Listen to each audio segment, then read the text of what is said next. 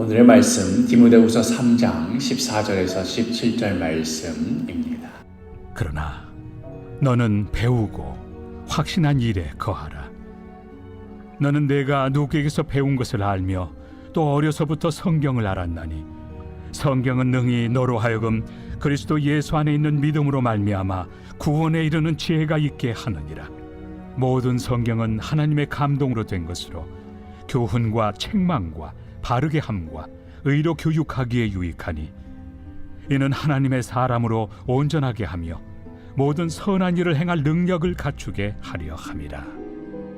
예수를 믿고 따른다 하는 것이 무엇인지 디모데가 배운 바, 그것은 바로 어제 우리가 함께 나눴던 말씀과 같이 고난과 박해 가운데에서도 진리 가운데 서며 예수 안에서 경건하게 살고자 했던 바울의 삶을 통해서였습니다. 루스드라에서 돌에 맞아 거의 죽은 사람처럼 되었으면서도 도시 바깥 시신을 끌어내어 버리는 그런 곳에서도 다시 일어서서 성도들을 찾아가 오히려 그가 위로하고 권면하고 그리고 다시 복음 전파의 길로 떠나는 그 뒷모습을 보며 디모데는 복음이란 무엇인가, 예수를 따른다는 것이 무엇인가 하는 것을 확실히 배울 수 있었고, 또 그로 인해서 얼마간 시간이 지난 후에 바울의 2차 전도 여행 때에 디모데 본인도 바울과 함께 복음 전파의 여정에 나설 수 있었습니다. 예수님의 제자들이 예수님과 동고동락하며 하나님 나라가 어떠한 것인지 배울 수 있었듯이 디모데 역시도 바울과 함께 동고동락하며 복음이란 무엇인지를 배워 나갔습니다. 오늘 본문 14절, 그러나 너는 배우고 확신한 일에 거하라. 너는 내가 누구에게서 배운 것을 알며 지금껏 바울에게로부터 보고 듣고 함께 경험하며 배운 그 일에 거하라 하는 권면입니다. 그러면서 배움의 또 다른 축을 이야기하는데 그것은 바로 성경입니다. 15절에 또 어려서부터 성경을 알았나니 성경은 능히 너로 하여금 그리스도 예수 안에 있는 믿음으로 말미암아 구원에 이르는 지혜가 있게 하느니라.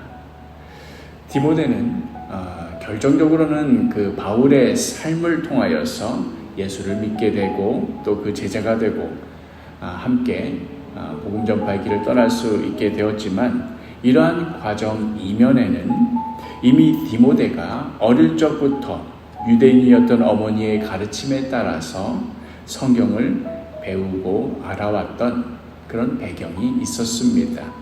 성경에는 하나님께서 우리 사람의 역사 가운데 친히 개입하셔서 그 구원의 역사를 이루신 그런 이야기들로 가득하기 때문에 성경을 익히는 것은 매우 유익할 수밖에 없습니다.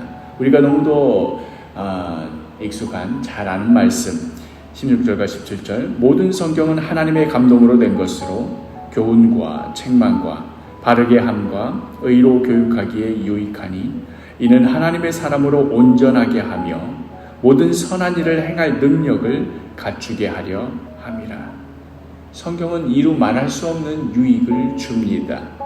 잘못된 삶에 대한 책망을 주고 그리하여 우리의 삶을 바르게 하고 의롭게 되도록 가르쳐 줍니다. 그리하여 하나님의 사람으로서 온전할 수 있도록 세워줍니다. 성경에 대한 여러 복잡하고 난해한 지식들을 갖추는 것만을 의미하는 것이 아니라 삶 가운데 실제적으로 모든 선한 일을 행할 수 있는 능력, 바로 그 능력을 갖추게 해줍니다. 그러니 우리 자녀들에게 꼭 가르쳐야 할 것이 있다면 독서 교육도 해야 되겠고 수학도 잘 가르쳐야 되겠고 영어 교육도 잘 해야 되겠지만 이 모든 것을 아우르고도 남음이 있는 압도적으로 중요한 교육은 바로 성경을 가르치는 것입니다.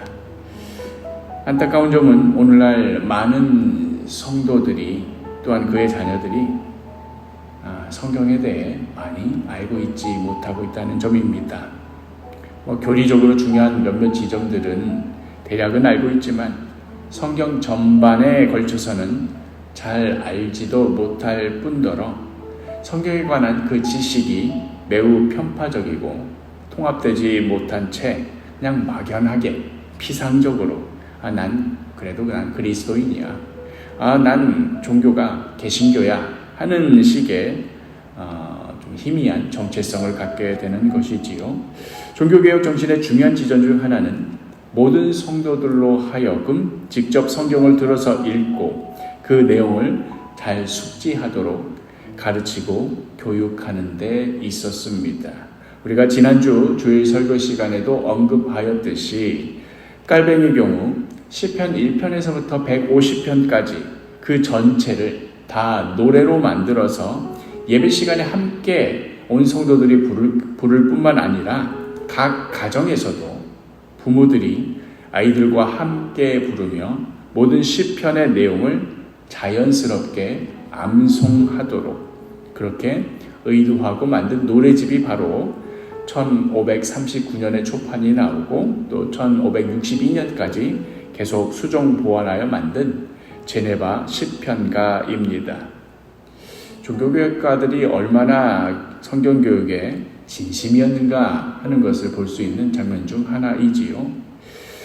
우리 사도교회도 이와 같은 성경교육에 열심이 있다면 자라나는 우리 다음 세대 아이들에게 그 무엇보다도 성경을 이와 같이 진심을 다해 가르치고 양육할 수 있다면 이 복잡하고 험난한 세상 가운데에도 능히 뚫고 이겨낼 저력이 우리 아이들에게서 자라날 것입니다.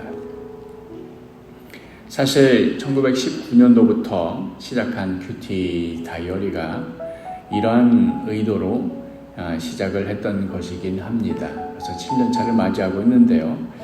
온 교인이 같은 본문으로 같은 시간에 같이 읽고 같이 묵상하고 뿐만 아니라 같은 본문으로 부모들이 아이들에게 그 본문을 가르치고 설명하고 나누고 또 그렇게 하려는 의도로 청년부 큐티, 청소년부 큐티, 장년부 큐티, 청소년부 큐티, 유초등부 큐티 세 가지 버전으로 열심히 만들어서 매달 책자를 만들고 또 주일 설교 본문도 거기에 맞추고 했습니다마는 여러 시도 끝에 아직까지는 우리의 현실 혹은 우리의 실력 때문에 유초등부 큐티도 멈춰지고 주일 설교 본문도 다르게 잡고 해서 결국 오늘날과 같은 모습이 되어서 개인적으로는 좀 아쉬운 부분이 있습니다.